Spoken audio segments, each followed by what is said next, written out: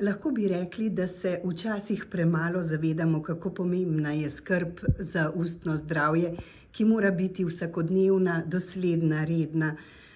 Zato nikoli ni odveč ponoviti, kako je ta skrb lahko povezana, seveda predvsem takrat, kadar pozabimo nanjo, s poslabšanjem delovanja imunskega sistema in seveda tudi s pojavnostjo resnih sistemskih bolezni.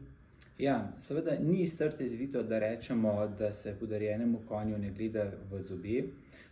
To dejansko nam pove, da je ustna votlina odraz našega zdravja. Ne samo ustnega, vendar tudi sistemskega. In ustne bolezni danes predstavljajo zelo velik javnozdravstveni in tudi globalni problem. Recimo, ocene so, da se porabi na nivoju sveta nekje okoli 500 milijard dolarjev za zdravljenje, se pravi samih ustnih bolezni direktno in pa zaradi indirektnih posledic. Seveda, ukvarjanje z ustnim zdravjem, ki je zelo pomembno, bi lahko dolgoročno prineslo tudi boljše izide zdravljenja različnih kardiovaskularnih bolezni, sladkorne bolezni, recimo parodontalno bolezen povezujemo z prezgodnjim porodom in tako dalje. Tako da v bistvu ustne bolezni kot nenalezljive bolezni so tiste, ki jih lahko preprečimo, vendar pa se moramo zavedati, da so tudi progresivne, in da v bistvu zdravljenje, preprečevanje razvoja teh bolezni poteka skozi vsa življenjska obdobja.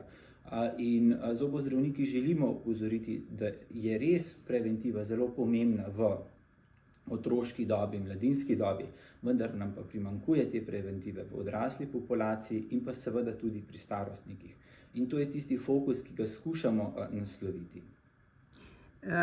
V bistvu je točno tako, kadar govorimo o medicini, vsakdo pomisli na kurativo in takšna je tudi ureditev zdravstvenega sistema, ki bistveno več sredstev namenja v ta pol. V primerjavi z ostalimi državami so sredstva, ki jih dajemo v Sloveniji za preventivo tako rekoč minorna.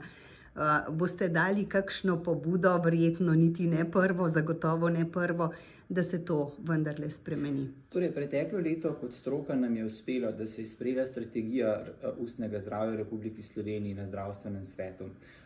Zelo ponosen sem na moje kolege lahko, ker je bila sprejeta vsaj en teden, če ne 14 dni pred sprejetjem strategije Svetovne zdravstvene organizacije na tem področju in v bistvu naši strokovnjaki so popolnoma bili usklajeni z smernicami. Zelo nas pa žalosti to, da pravzaprav ugotavljamo, da Zavod za zdravstveno zavarovanje nekako samovoljno kreira zobozdravstveni sistem z diktiranjem nekih pravil, ki pa niso v sozvočju ne z našo stroko, se pravi v Sloveniji, kot tudi Svetovno zdravstveno organizacijo. Ta seveda poziva vse države članice, da usmerjajo pravzaprav košarico zobozdravstvenih storitev v preventivo, ki je zelo pomembna. Zakaj?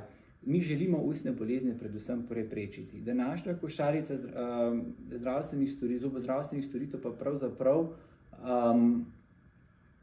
pravzaprav odstranja posledice delovanja ustnih bolezni ter v bistvu rekonstruira tkiva, ki smo jih zaradi ustnih bolezni, ki so se razvile, seveda uničila.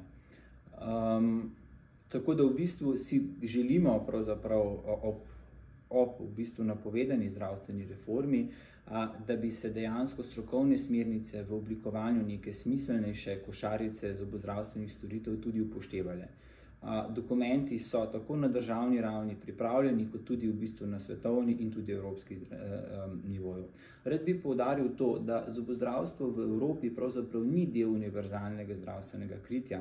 In če bi pogledali natančno dokumente, ki opisujejo zobozdravstvene sisteme, vidimo, da se države vedno bolj zavedajo pomena zobozdravstva in skušajo čim več teh storitev sedaj vključiti v univerzalno zdravstveno kritje. To je tudi pobuda Svetovne zdravstvene organizacije in ni bolje kot danes, se pravi Svetovni dan ustnega zdravja, kjer bi pa dejansko lahko bolj intenzivno opozarjali na ta problem. Če mi ne bomo preprečevali razvoja ustnih bolezni sistemsko, ne bomo mogli potem zmanjševati poznih posledic ali pa zapletov pri kroničnih sistemskih boleznih.